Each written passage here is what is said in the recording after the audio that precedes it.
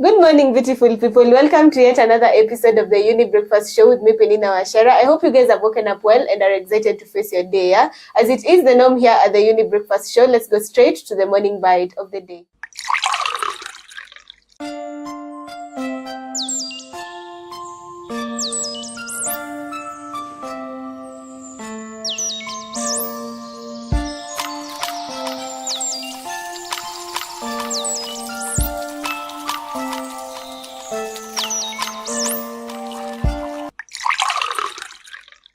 Today's topic is about peer pressure. We've heard of these words mostly in high school and also in primary school. So our teachers have been telling us, oh, peer pressure this, peer pressure that. But also it doesn't affect only the people or the students in school, but also we as grown-ups. Yeah, you can get yourself doing things. Actually, I've heard of stories of people saying, I want exactly like that person, whatever they're doing in their family, I want it in my family, you see. So that's an example of peer pressure.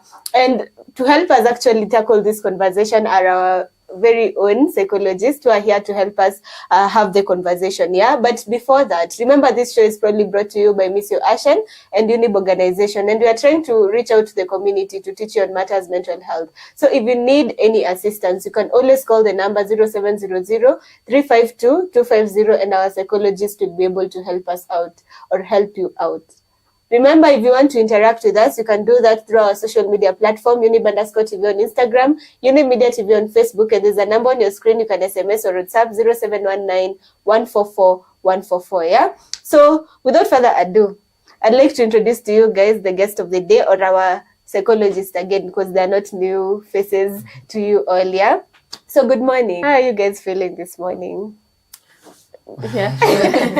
Okay, well, I'm doing well. I'm actually very excited to be here. Karibu sana. Beulah, how is your morning? So far, so good. Yeah, enjoying it so far, and always happy when we are in this space where we get to learn together. Yes, and I know everyone else, even people back at home, are really, really excited to learn today, yeah?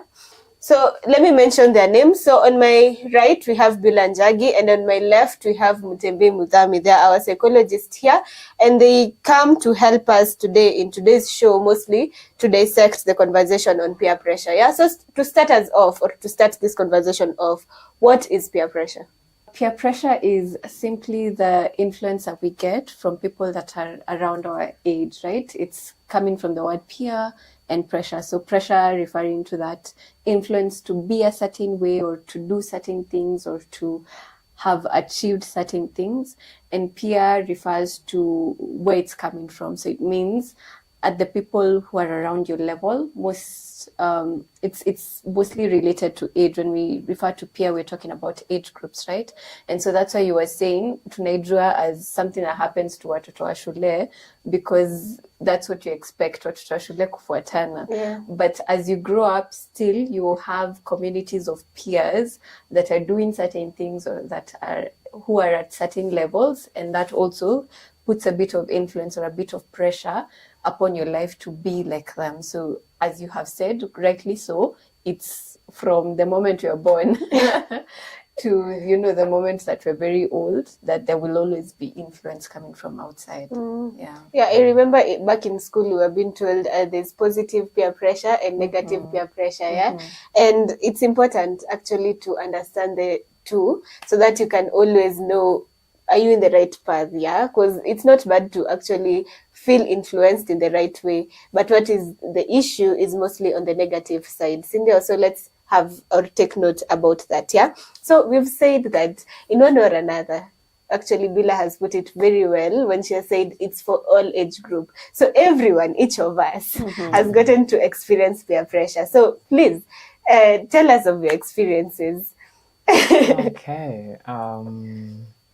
I feel like the most significant example that I can give was during, I was at a time where I was a kid, maybe in primary school, na kulikuwa na easy trousers unfinished.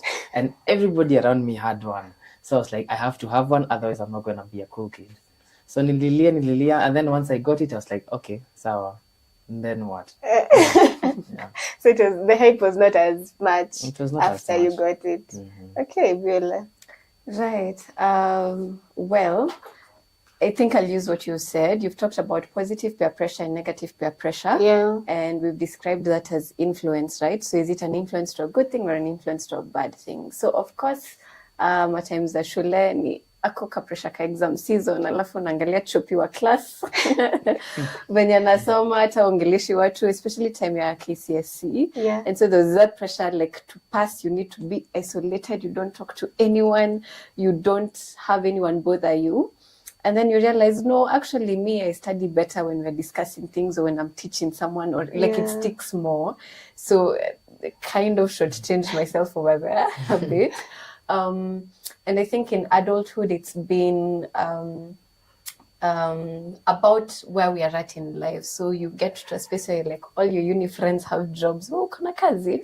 All your uni friends have, and so that pressure to kind of be where other people are. Yeah. Okay, interesting. And please also let us know through our social media platforms which your experiences when it comes to peer pressure. Yeah, we'd like to know, and maybe we'll be able to sample them as the show continues. Yeah. So getting back to the questions, you've told us that peer pressure is influence simply. So why is it that people are so easily influenced? Might allow me to go a bit nerdy and say that as human beings, we are socially predisposed to index ourselves against other people. This means that at any given point in time, you'll always look at the people around you and ask yourself, am I doing well? Because that is the threshold that you that you want to be in.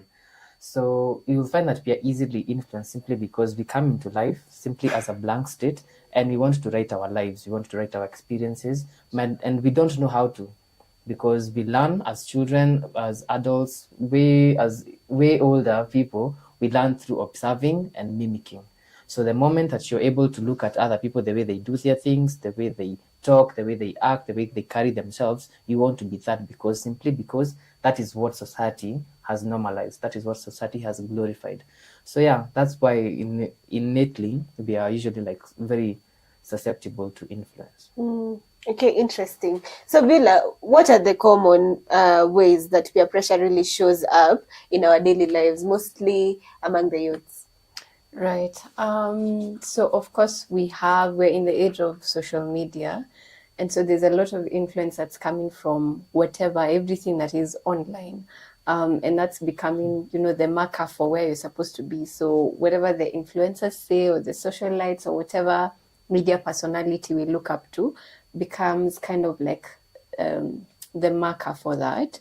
I think as well also there is just as Mutembei said, observation for in whichever space that you're in. So for whoever is in college, unaangalia what's the culture in whatever college that you're in, what's the culture in whatever work environment that you're in, what's the culture in whatever career field that you're in, and kind of trying to fit yourself in that. So it's I'd say largely online, and then now in your kawaida world, wherever you are, there's that tendency to try and adopt to the culture where you are. So Mutembei, how does peer pressure really affect decision making, especially in teenagers and youth? Okay, you see, with teenagers, that's a very delicate time, because these are people who are trying to build their personality. They're trying to understand who they are as people. So the moment that they look at maybe their influencers, their social media gurus, they want to act like them, but that is not really who they are as a person. So you see, now that brings about the conflict within themselves. So you'll find that, they might want to act a certain way, but they're not being true to their authentic self. So that brings about a bit of a challenge. So you find that with this conflict, especially because now it's internal, there's one side of the teenager that wants to act a certain way, and there's one other part that wants them to be authentic to themselves. So you'll find that conflict is going to really impair their decision making, because by choosing one, they're neglecting this, maybe the way they want to be perceived in society. So by choosing what they want to do, they are foregoing their social image, and if they choose their social image, then they're not going to be authentic to themselves. So decision making, and often sometimes ends up, maybe they make bad decisions simply because they want to be cool, or you find that they make the right decisions and then they feel the fear of missing out. So it's a very delicate balance.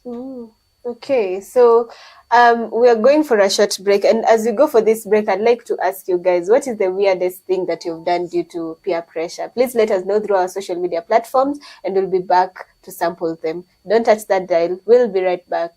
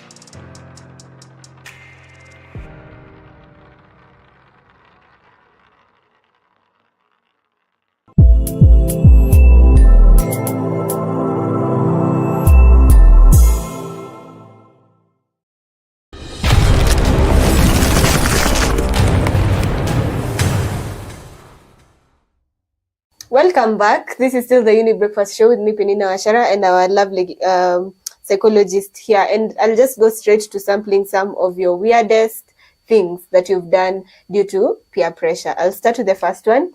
Wash shades indoors at night because that's what cool people do. Bumped into 3 chairs.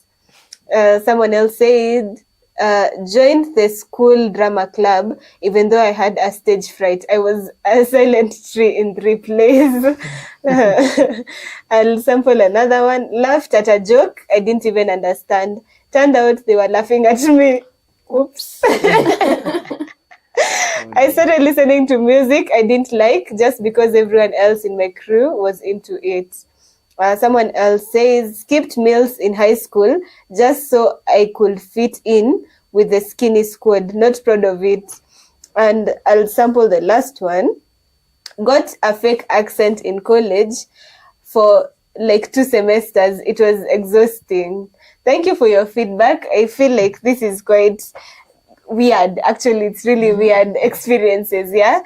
So coming back to the conversation, Beulah, can peer pressure really lead to mental health issues, like for example anxiety, low self-esteem, and if it can, how? Oh yes, for sure it can. And I like even how the last sample that you've read where the person just said it was exhausting, because it is, because you're living a life that's, as Mutembei has said, it's not authentic to who you are and you know what you stand for. So of course that will bring some level of anxiety, because when you're not being yourself, there's always that fear of being caught up with, leo nile de watajua, I'm not the cool kid they thought I was, or I'm not the XYZ, whatever it is that you felt pressure to do. But there's also anxiety because there's that, again, internal conflict that Mutembei talked about, whereby you know who you are and what you stand for, and then the life that you live in. So it's bringing about some certain dissonance that can lead to anxiety, that can lead to sometimes even feelings of depression, because you're feeling like you're empty, like you don't know yourself, like you're lost. So it's like you're living someone else's life, and that comes with those feelings or those thoughts of depression. You've talked about low self-esteem. Sometimes actually the reason why we fall prey to negative peer pressure And by negative peer pressure, we don't just mean at the bad things like drugs. It could be you've been pressured to go to med school because everyone you're in school with went to med school, but that's not you. And so when you get in there, kuna struggles utakuwa nazo. And so when we talk of low self-esteem, it's a cause and an effect. So it could be that because I do not know myself or I think very lowly of myself, I decide to pick Peshe's life, right? But as I'm living Peshe's life, it's not fulfilling me. So I am living it in anxiety because I'm thinking one day they'll discover I'm really not like Pesh. And it still makes me feel very unworthy because now I'm even more lost, like because I can never be Pesh. And so it just keeps on widening that gap inside. So it is a cause for a lot of mental health challenges. Yeah. Okay, now that we know that, Mutembei, what are some long-term effects of constantly giving in to peer pressure? I love how Beulah has well put it. There's the issue about identity. So at first you lose your identity, and then now, just as you had asked earlier, there's the whole issue of indecisiveness, and then maybe lastly there's that imposter syndrome that you feel whenever that you're in around a group of people, because the way you present yourself is not entirely the same way that who you are as a person. So if we don't break that cycle of the peer pressure and allowing other people to influence you, we're looking at a life where you're going to have really low self-esteem. You're going to be at the risk of so you're going to run the risk of getting depressed, because you see long term, if you don't cut off that cycle, you're going to risk living a life that is not yours, and it's going to be exhausting. So ukishachoka na kuishi hiyo maisha, ile siku yenye utaamua kuishi yako, that's when you will feel like you've lost a lot of time trying to be somebody else. You're going to have spent so much energy building things that you didn't even recognize, things that you are not even comfortable sharing with other people. And at the end of it all, you might really be highly susceptible to depression. And then maybe at a very, very serious case, you might also run the risk of suicide, because it's going to get to a time where you're very tired of living a life that is not yours, and you just can't do it anymore. Okay, so if you feel like you have such symptoms when you're metaja hapa, it's very important for you to call the number 0700-352-250 so that they may be able to actually medically prove it, yeah? Because you're told it's not good for you to just self-diagnose. You just go on internet to tell yourself, Kai, me, I'm supposed to be dead, because of seeing the symptoms that always everyone is mentioning, and also Google is mentioning. So it's important for you to seek medical advice, and you can do that through calling the number that I've just mentioned, and they will be able to help you for free. Yes, I said it for free. Yeah. So coming back to the conversation, Beulah, what are some, or how can somebody really recognize that they don't make their own decisions? All they do is peer pressure. That's a very good question. And I think I'll pick it from, some of the things that we have already mentioned that Mutembei has also helped to kind of rubber stamp. There is this feeling of, you can't answer the question, who am I? Even to yourself, acha na ile interview, una freeze, you don't know what to say. Yeah. But even to yourself, when you're alone with yourself, you feel like you don't know who you are. You feel like you are lost. There's also that conflict again of when we talk about values, right? So there's things that you stand for. Everyone has a thing that they stand for and things that they absolutely cannot compromise on. But you know that you are beginning to live other people's lives when you're not even questioning, is this part of what I stand for, or might not? Is this something that I value, or might not? So there's no pause and reflect, because the moment you pause and reflect, you realize maybe I needed to have said no. So some of that group mentality, aikwachiangi time ya pause and reflect on it. Also, you'd notice that perhaps this person functions on the hype of things, right? So they always need to be around a certain group of people in order to do things, or in order for themselves to come out. So when they are with themselves, just by themselves, it becomes very hard for them to actually do things, right?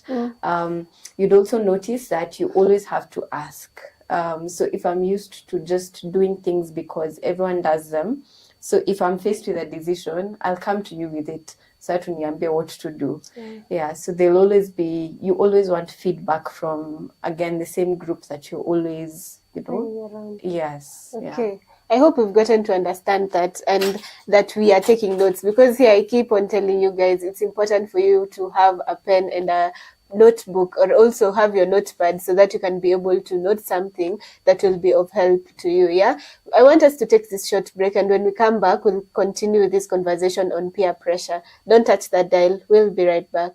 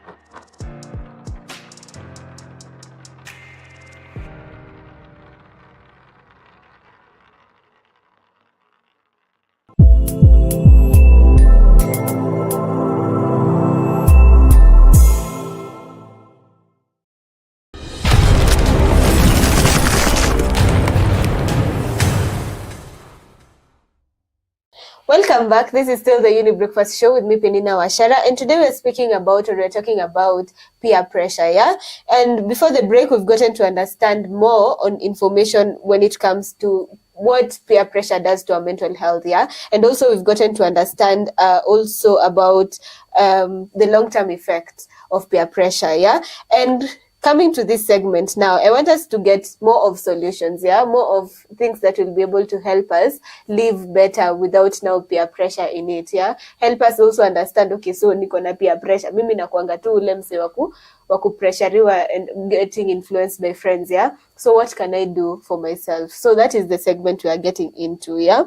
And to start us off in this segment, Mutembei, please tell us how can somebody, or what are some practical ways that somebody can be able to use to say no without actually losing the friendships or connections they have?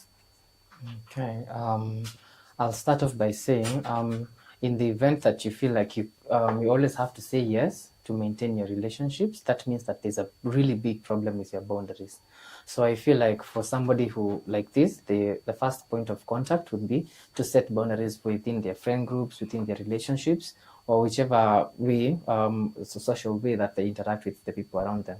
So once you're able to clearly and define the the limits as to how much you can stretch yourself, then you won't need to constantly say no, because the other party is going to understand that in the event that I need help with this, in the event that I have this set kind of request, I know Mutembei does not like to do that, simply because I had already communicated. And then in the event that I had not communicated, once maybe I'm met with a request, and once I communicate that it's not just for today, that I don't, let's say you come at me with a request to take you to Gikomba, and then maybe I had a nasty experience in Gikomba. So I will, if I don't tell you that, hey, maybe I had an experience in Gikomba that I don't want to relive, and you're most probably gonna wonder, ai, mbona amekataa? Then the next time you're also going to ask again. But once I communicate that Kigompa is not a go zone, is a no-go zone for me, then the next time you even ask, somebody asks, they'll be like, nakumbuka ulikuwa umeniambia. So maybe that's the first point of contact. Set clear and defined boundaries. The second one, I would say, use the sandwich method. This is most probably a sinister psychological trick, but but in the event that you find that you're faced with a request that you don't really know how to navigate with the person, you can always first of them compliment them and be, hey, I am really happy with that you considered me. Then you tell them, I will not going to be able to make it for that, and then you finish off by saying, but do give me updates on if you're able to do that. That way you've communicated that you really appreciate that they thought of you, so you're honored, but you cannot do it, but you also support them. Simply you support them, yes, but you're just not the one to do it. So a couple of times it has worked for me. The other person ends up feeling like, oh, you know what, they were really appreciated that I asked them, but they were not able to help. The last one would be take a breather. In the event that somebody asks something and you feel like you really want to say yes, but you're not sure, just tell them, hi, can I get back to you in like 5 minutes? I need to check something and see, maybe look at my schedule. That way you're not only giving yourself enough time to think about it, you're also keeping them you're also communicating to them that, oh, you can't just ask me for something and then expecting to say yes at the drop of a hat. So if you've been experiencing influence by people, I hope those two small advice, you'll put it into account, and I'm sure it will help you through. So Beulah, what is the role of parents, mentors, colleagues, and also the community, teachers, in play when in helping young people against peer pressure? That's a good question. I'm trying to see how to narrow it down, because of course the role is very big.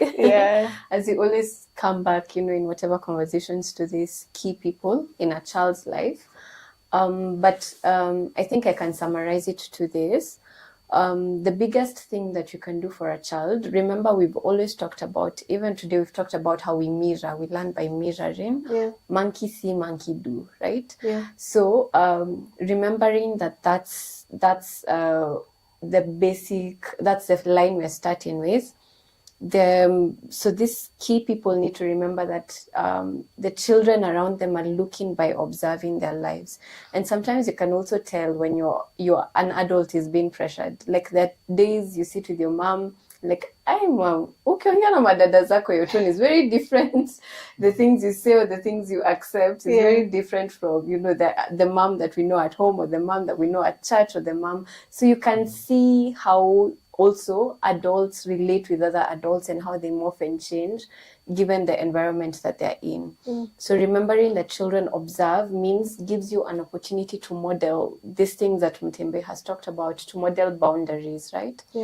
It also is very important for parents, teachers, and the safe adults in the community to begin to teach these children about values, to begin to help them to know themselves, to ask them, those questions that can help them know themselves, to give them opportunities where they can also speak about themselves and build that confidence within themselves. Because peer pressure is not something that we can avoid.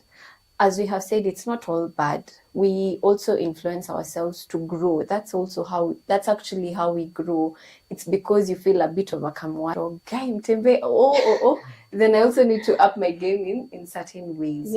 But there's ways that it can be dangerous, and we know of these things where people get into crime or get into drugs or things. So the role of these parents and teachers is not just to say peer pressure ni mbaya, because it's not all bad, right? We need it to grow. But can you help this child learn values? Can you instill values in this child so that when they are faced with a negative peer pressure, they have the knowledge of themselves, the knowledge of their values, and even the confidence now to be able to say, no, that's not who I am. That's not what I do. I'm not going to do that. So just helping them in whatever way you can to get to know themselves and to build that sense of self. Okay. I like the fact that you've spoken about even our own parents, because they are the first people who we see in our lives. When we are born, we learn from them first. So it's important for them actually to be the people who will start these conversations. Si walimu pekee, see even the community, but it's our parents. If they start, then we'll be able to change everything. Yeah. So Mutembei, how can open communication really with the adults really help in handling peer pressure situations? Well, you see, the thing with communication, we'll still go back to that half a problem shared is half a problem solved. Yeah. So in the event that you find that you're openly communicating, the adults in your life, they're going to tell you, they're going to clock it, because they've been there, they've been alive for longer. They can clock when this is not a personal decision for you. This is not a matter of your interest, but rather it's you're being forced into doing something, maybe by your peers, maybe because you saw somebody else do it online. So communicating either with your parents, your siblings, or people who are older than you, maybe your peers too, it takes away that worry of maybe this is just not meant for me. Because the more you're able to get feedback, the more you're also able to rationalize the decisions that you want to make.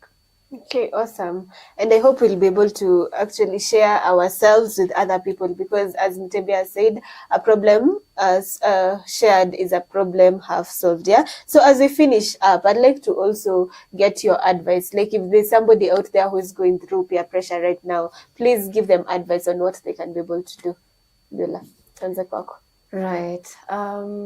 I'd encourage you to go on a journey of self-discovery. And I know sometimes when things like that are said, it sounds so complicated, or like you need to go to India and do those spiritual journeys. But no. It's beginning to explore who am I? What is it that I like? What is it that I stand for?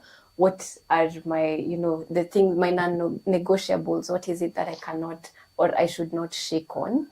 And then try and find communities that actually live out the same.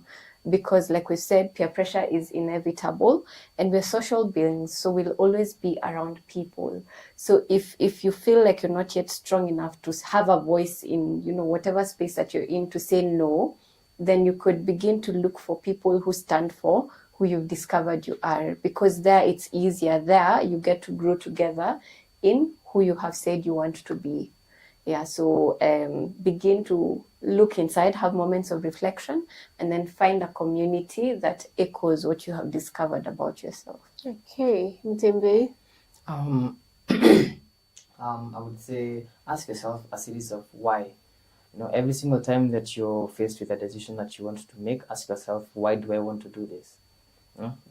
It sounds simple, but ask yourself as many whys up until you get to a justifiable answer. Awesome. So thank you so much for coming and helping us be able to understand peer pressure. And I know now we are more knowledgeable. And many people always think it's always about high schoolers, about students. But I think today we've gotten to actually bring it to them, to their level, to the adulting level, to the teenagers level, where we can be able to see everyone is basically influenced, because it's human nature. Yeah. So asanteni sana. And it's always a pleasure having you guys here. Likewise, Thank you very much. Yes, and to everyone who has made this show a success, thank you so much, Elias, for being our director and also our camera person. Thank you so much, Ben Rimui, for being our timekeeper. Until next time, guys, do have yourselves a beautiful day ahead. Goodbye. Goodbye.